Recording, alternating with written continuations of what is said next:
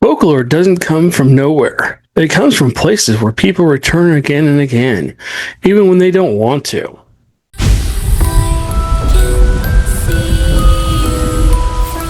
Tonight, I'm not sharing conclusions, I'm sharing intent. These are locations I want to investigate, the folklore tied to them, and what I'm hoping to learn by going into the field. Not to prove anything, but to understand why these places keep generating stories. So these locations I'm about to talk about, I'm not giving away specific locations. I'm going to tell you guys kind of different areas that I want to investigate and type of locations. And then if you guys, have input on where you think I should investigate here in the Brazos Valley, let me know. I'm going to focus here on the Brazos Valley first. In fact, I'm going to focus on the areas around my house because there's a lot of area to research. But I'm going to be covering these areas, and I'll explain why as I go into my investigation. I also don't want to give away my show to you guys, and then it basically ruins the show. I have a lot of stuff I want to do, a lot of cool things that I've not seen on the internet before, and that I want to try, and stuff like that. So, river corridors is number one in places I want to visit. Creek crossings and low water areas. Forest edges near open land, and I'll explain these all to you guys in a minute. Floodplains and bottom land woods. Historical outdoor grounds. Old roadways and travel routes. Railroad lines and right-of-ways. Open night skies and open rural land. Areas with repeated witness reports. Of course, that's, typical. And I want to figure out why these places keep producing stories. So let's go back to number one. So my number one location would probably be river corridors. You've heard me guys talk about the Brazos River multiple times. I've talked about it in folklore a lot. I've had a lot of people, since I started doing the folklore podcast, locations, especially around the Brazos River and stuff like that, people have come to me and said, hey, College Station, Bryan, Hearn, and the surrounding areas, oh, we've had a Bigfoot sighting. We've had them come through our land or whatever. If you guys have open land or you own property around the Brazos River, and you're willing to, let me come out and investigate, please give me a comment down below. Don't tell me your location. Just give me a comment, and let's work on getting some communication going privately. And I'd love to set up an investigation on your location, be it UFOs, ghosts, hauntings, Bigfoot reports, dogman reports, or other types of cryptids, river monsters, whatever it is. I would love to hear about it. So a lot of the time I got a cat jumping on my chair. A lot of the times with river corridors, there's a lot of folklore involving Bigfoot sightings.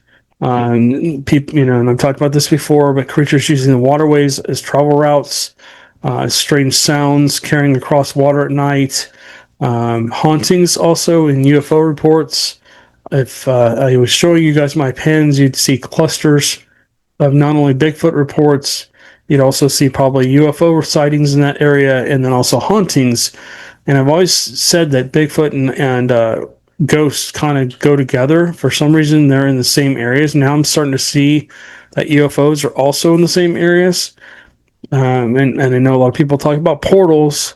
I do believe in portals, but I don't know if all these locations are having portals open up and Bigfoot's pouring through and UFOs pouring through and ghosts coming through.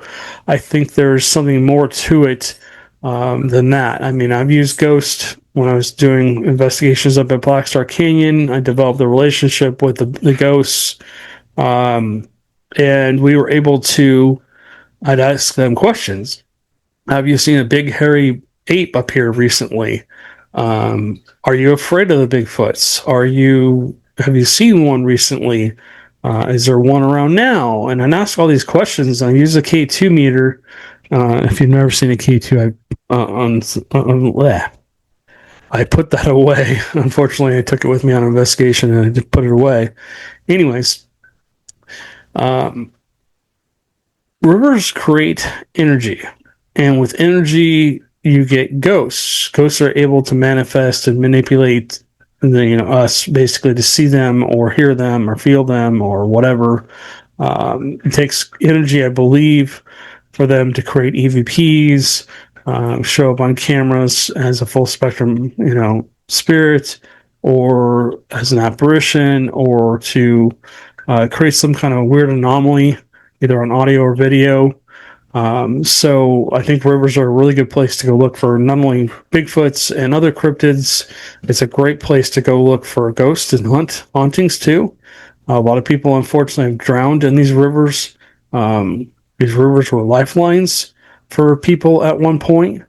The settlers that settled here, the Native Americans that used to live here, they all used to use the river. It creates food, it creates water, it gave them a way to move around for transportation and stuff like that, and to move goods and stuff as well.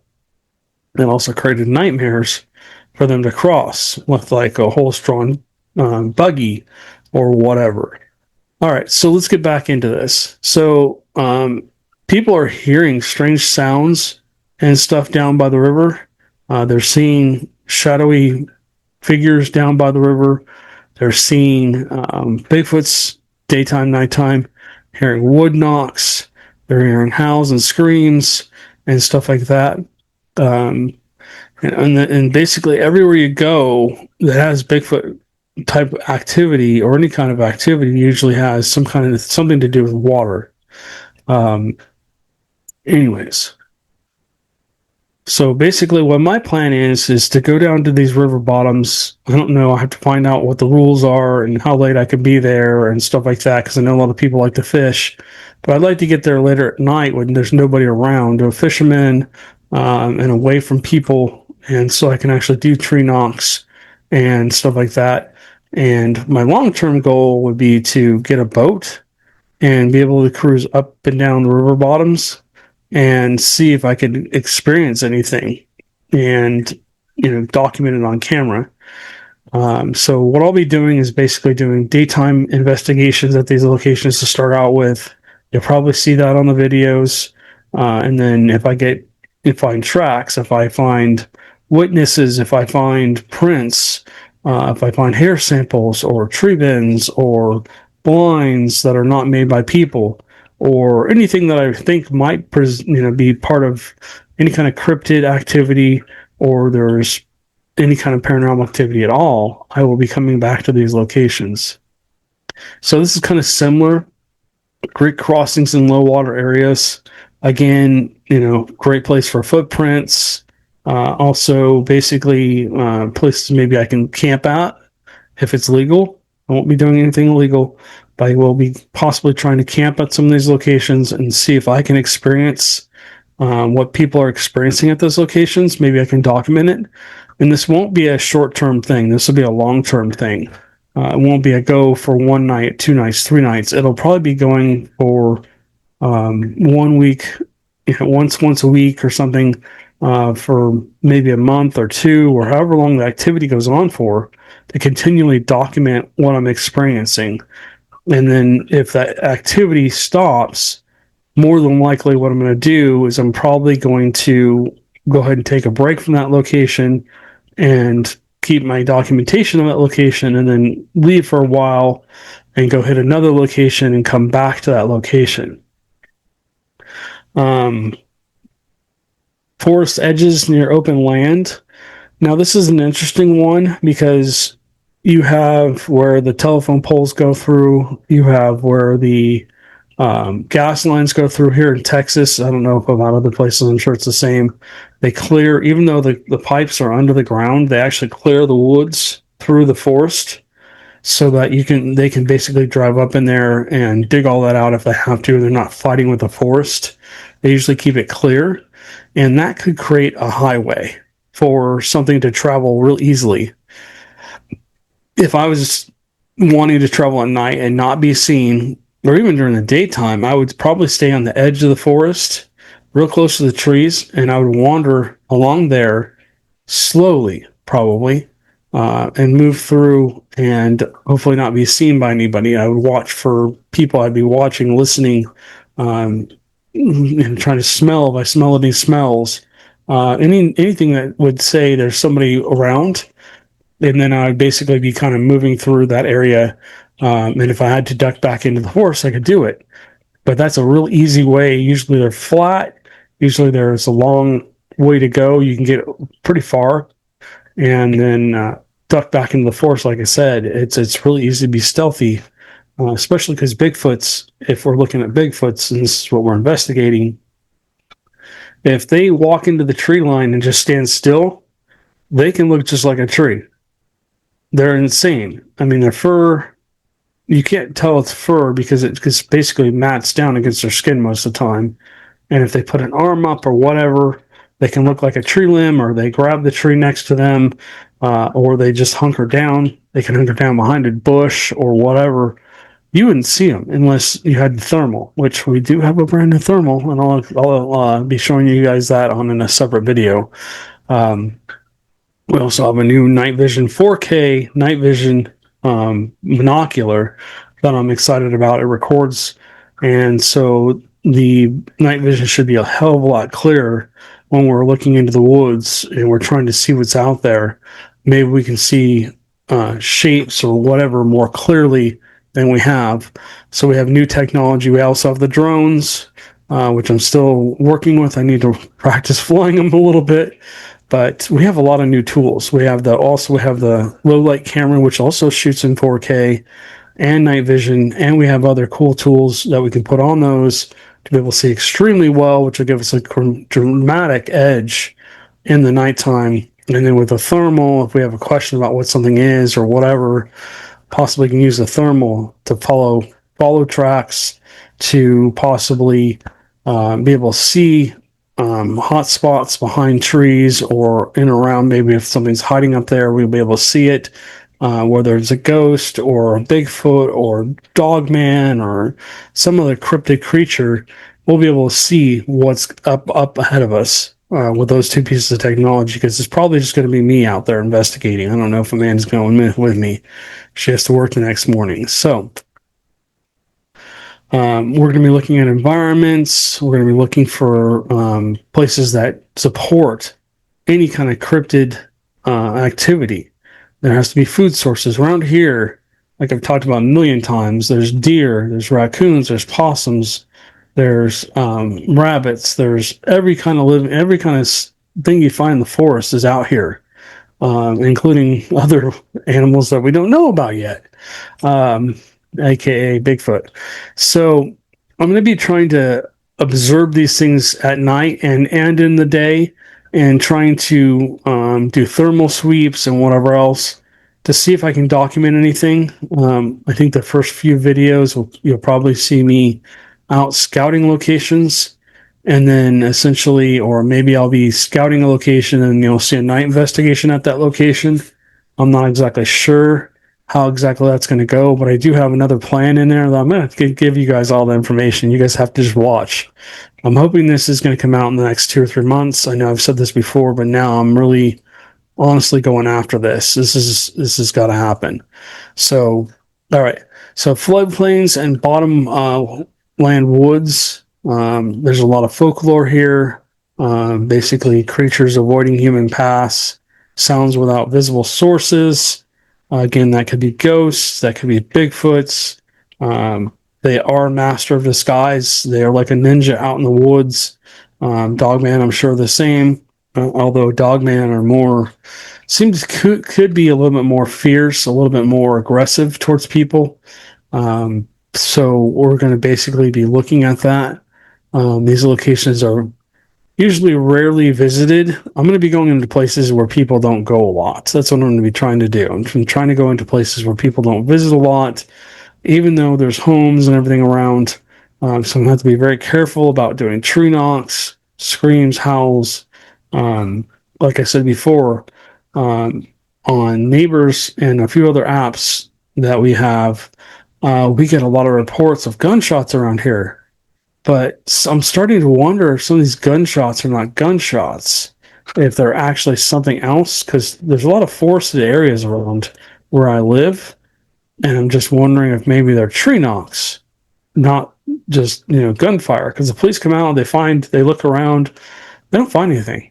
No one's just out here randomly shooting their guns off into the air, unless it's like somehow it's something like New Year's Eve or something like that. And you got to remember, if you shoot a bullet up, it comes back down at some point, right? So it goes up as fast as it can. It goes down, comes down as fast as it goes up. So that's dangerous. That's just shooting off a blank. And anyways, basically these dense locations, cover supports. It basically supports concealment. Very easy for something to go and hide in these locations. Even the forest behind my house. You go back there about 4 or 5 feet into the woods, you can't see a person. You can't see it. I could be standing there with a bright yellow or neon shirt on, and I could be back 3 or 4 feet, and man, it could be sitting there looking from the backyard. You would never see me. So, I mean, it's real easy to hide in the woods if you know what you're doing, and these things know what they're doing. So basically, I think that I've always talked about Bigfoot migrating. I don't know if they actually migrate from state to state to state. They could migrate several 100 miles to meet with other Bigfoot colonies. I don't know, but I do think they do migrate through Texas. And I think they move around. The more reports I research, the more I'm like, holy crap! There's a lot more Bigfoot reports in Texas than I ever knew. The more I research the Bigfoot reports, it's like, holy crap. And then I'm now getting into the Dogman reports too. And they're in similar areas. They're not usually like right on top of each other. They're usually a spread apart by at least miles, but they're close. And then, of course, the UFO reports are right in around those two areas. And then, of course, you have hauntings in around those areas as well. So that's what I was saying. I mean, Bryan, Texas, and College Station, Texas, it's a hot spot. It's a hot spot for paranormal activity. It just really is. It really is. I mean, with the UFO reports, I've seen so many weird things out here in the sky. I can only say they're UFOs. I don't know what they are. I can't say they're aliens from another planet or an alien from here. Who knows what's flying around, because there are military bases around us. Of course, I've seen I've seen Bigfoots out here. I've never seen Dogman that I know of. But basically, that's what I'm looking for. I'm going to be listening, watching, and basically trying to conceal myself so that I can document these things without them knowing I'm there, to try and get better footage of them. And I think I just gave my show away. But anyways, historic outdoor grounds. The folklore behind these is the phantom figures, the repeating sounds, the residual hauntings. Like we talked about Brazos on the Washington, or Washington on the Brazos. I can't remember what it's called. I apologize if I completely messed that up. That's said to be very haunted. Now that probably is going to be a daytime investigation, and I'm probably going to have to get some permissions to be there and do things. But as long as I'm not disturbing anything or disturbing anybody or causing any problems, hopefully they'll let me do it. These locations basically have a lot of trauma tied to the land that don't require buildings. There's a lot of outdoor hauntings that are often overlooked. What I'm trying to learn about these locations is if it's residual or environmental explanations are there, basically meaning I can debunk it, which I hate that word. I'm looking for, does it just happen no matter what? Is it like a rerun on TV where you just see the same episode over and over and over again? And is it happening around the same times, 10 o'clock to 2 o'clock in the morning? Or is it all random? If it's random, and let's say I can get something to actually interact with me, like an intelligent haunt, if I ask a question, I get an intelligent answer through lighting up of a K2, or something, a voice coming through the spirit box, or I get a response on the audio recorder or the video camera, or I get an apparition in the video camera, or I get something else, maybe something moves. That will tell me whether it's residual or not. If it's intelligent, then what I want to do is I want to try and build a relationship with whatever the spirits are there and see if I can start to communicate with them on a regular basis. Maybe I can find, a location where I can go and communicate with these entities. Behind me, you have all the haunted dolls and stuff like that, some of them are very mischievous little kids, and some of them are pretty good behaved. And I'm not going to go into that. I've talked about that before. But anyways, okay, so old roadways and travel routes. There's a lot of Bigfoot sightings along roadways, especially now. I believe that, like I said, I don't believe that all Bigfoots migrate. I believe that there's a dominant male in the pack.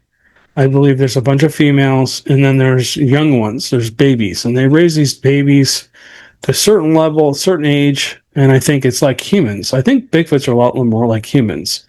At 18, parents are supposed to kick us out the door and say, okay, you graduated high school, go to college, or go find a career, or do whatever you're going to do, right? Or whatever age it is. It used to be 18. Now it's a little older.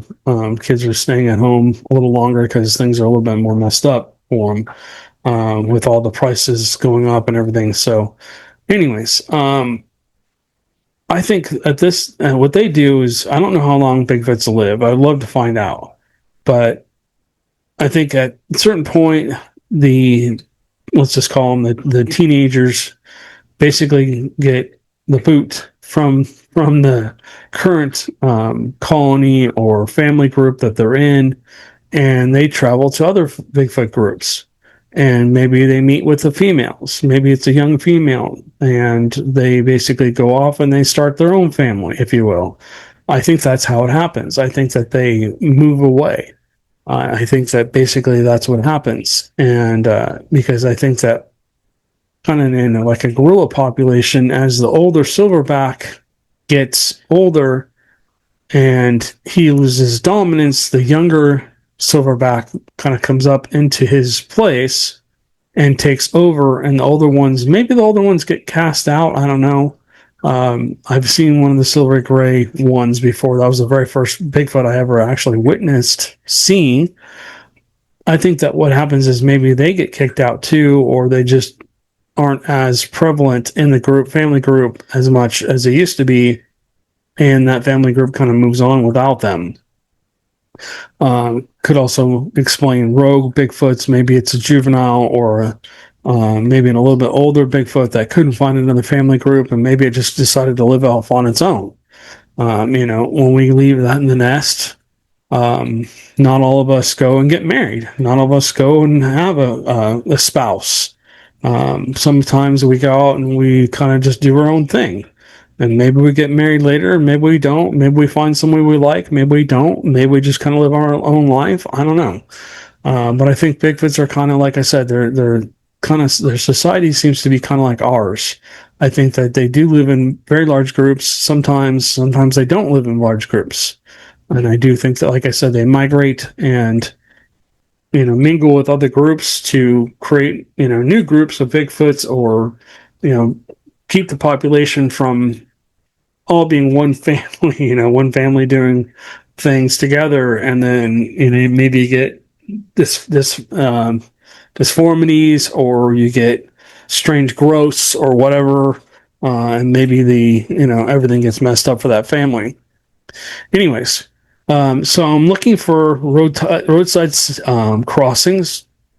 I'm looking to see, number one, there's a lot of places that these roadside crossings happen.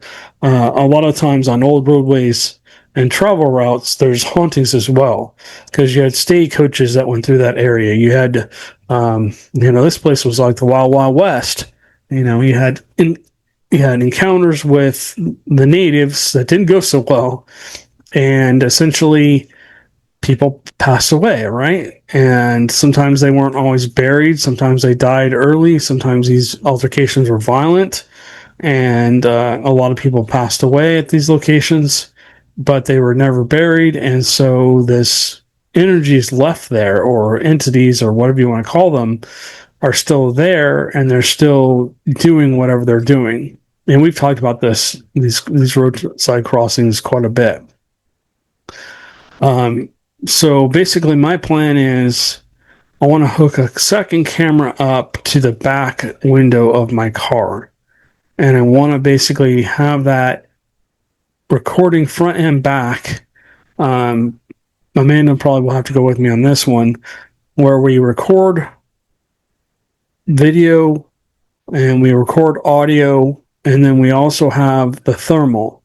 And I might have to have another person or two. Maybe somebody sits in the back seat and records out the back window as we drive up the road to see if they see anything cross the road behind us, because I know that's happened on a couple of shows.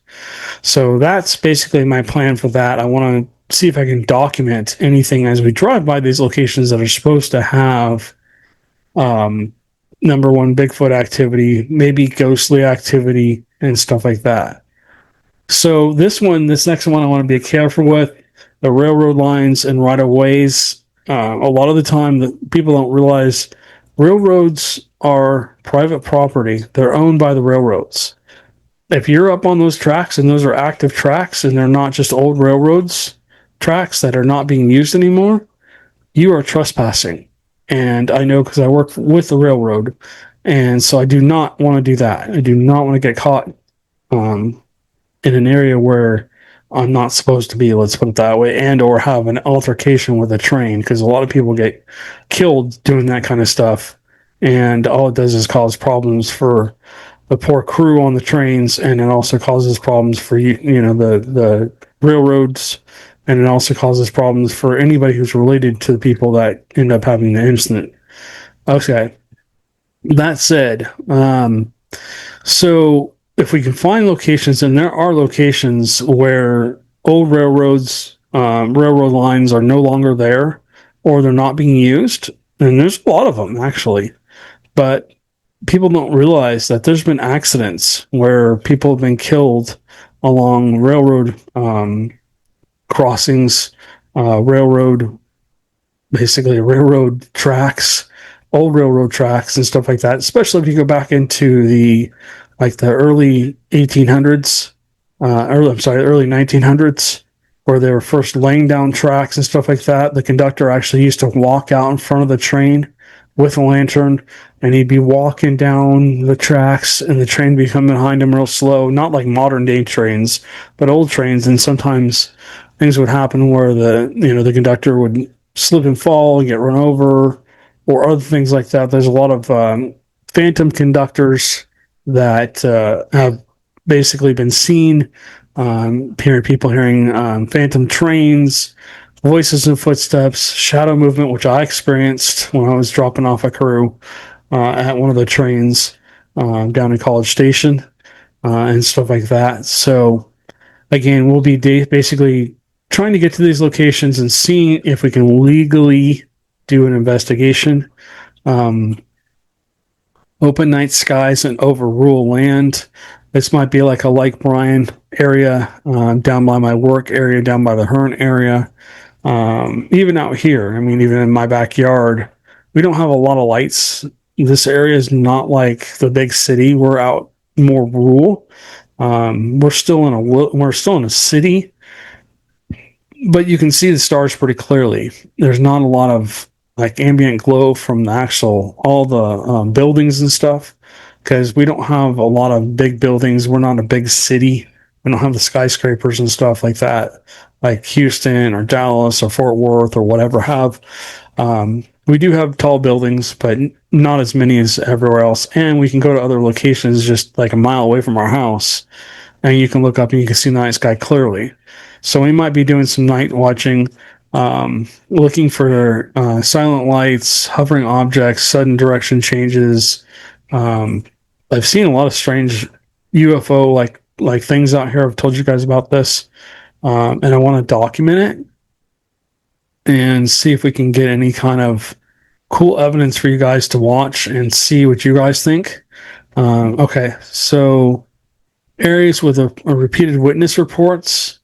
So I'm really looking for witnesses, and in the next few days, I'll probably be putting out something on Facebook and neighbors and stuff like that where I'm actually looking for witness reports. If you're listening to the podcast, what I'll have to do on this podcast is I'll have to put my private email on there if you guys want to reach out to me, and it'll be in the description down below.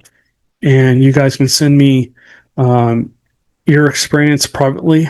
And I do read every single one. Please be serious about it. Please don't send me a whole fake whatever. I've read that before, and it's funny, but it's also time consuming, and I have other things going on. I've got to get. I'm really looking for places where there's been a lot of reports. So I'm constantly looking for these things. I'm searching through Facebook. I'm searching through social media, looking for different locations that have had paranormal activity, especially around where I live, because it is such a hot spot. And that's what I'm looking for. If you guys, like I said, you have a personal location, a private land, you have a home, you have whatever, a haunted house, a haunted hotel, a haunted business that you guys don't mind, having it be public on YouTube, Rumble, or other social platforms, reach out to me. You have a Bigfoot in your backyard, whatever. You have a dog man, you have some other cryptid creature, you have UFO activity, you have, ghosts or haunted location, whatever it is. Let me know. I'd love to hear about it. So, let's see. And the last one was why these places keep producing stories. Again, with folklore, there's always been something there. Folklore survives because locations don't change. Out here, unfortunately, a lot of places are changing, and there's new, buildings being put up, new homes being put up into the forest. The forests are disappearing, unfortunately. The businesses are going up. College Station Bryan, BCS is growing like crazy. Taylor's growing like crazy. A lot of areas around here are growing like crazy. It's booming out here. And unfortunately, these areas are drawing up. I'd like to get to these locations before and tell the stories of these locations, the folklore of these locations, and then basically try and prove them right or wrong before they disappear. So, I'm basically trying to figure out, again, this goes with witness testimony as well, what people experienced. Was it a dog man? Was it a Bigfoot? Was it a UFO? Was it a ghost? Was it just a haunted location? I want to document this stuff. I'm fascinated with the folklore here in Bryan College Station. I didn't realize there was so much stuff here. If you guys have any attachments or any communication or any way to get me into Boonville, I would love to come investigate Boonville with you guys. And the way I do investigations, if I have a witness that is at the location, let's say it's a business, a home, or private land or whatever, and you guys are interested in actually finding out more, learning about the research, trying to experience something for yourself, or you're just terrified of it, what I do is I basically involve you in the process of investigation. You guys can be involved. I don't just kick you out of your house. I don't just kick you out of your business and say, hey, lock the door behind me. I actually involve you guys especially in ghost hunting, because you are the ones that are experiencing the activity. And I want, number one, if you're there, it's probably going to happen. Activity is going to happen. When you kick somebody out of the location and a brand new person walks in, that activity, unless it's super aggressive, usually, pardon the pun, goes dead. It just stops. And you don't get any activity or very little activity. It's kind of like my analogy, I always say, if I walked into your living room and I couldn't see you, but you could see me, and I start asking you all these questions, and you don't know that you're dead, and you're going, who is this guy? Why is he asking all these questions? But if I walk in with the people that live there, and everybody kind of sits down and we casually have them start to ask questions, who are you? Or maybe they know who you are. Maybe it's somebody that used to live there. Maybe it's a family member. Hey, Grandpa, why are you still here? You're going to probably answer. But if I say, hey, Mr. Johnson, who is the grandpa, let's just say, why are you still here? You're going to go, I don't know who this guy is. Why would I answer his question? But if it's a relative or somebody that lives there, you're more than likely going to answer that, right? So I investigate with the people that I work with.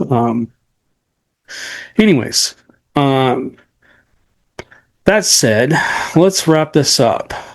So just so you guys know, I'm not chasing legends. I'm actually following patterns.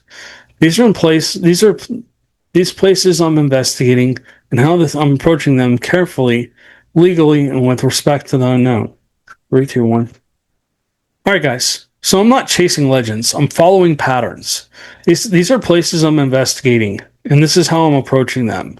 Carefully, legally, and with respect to the unknown. I want to get answers. I really want to document what's going on at these locations and find out maybe there isn't anything going on. I'm going to be spending time in these locations. It's not going to just be like a one-off. I'm not going to be just investigating them once and then disappearing. I want to continually investigate these locations. And I want to continually have activity happen so that I can see what's going on and, hopefully document it. And then you guys will be able to see what's going on. And then we'll move on to the next location. Anyways, guys, my name is Matt Harvey. Thanks for watching. Thanks for listening. And we'll catch you guys on the next one.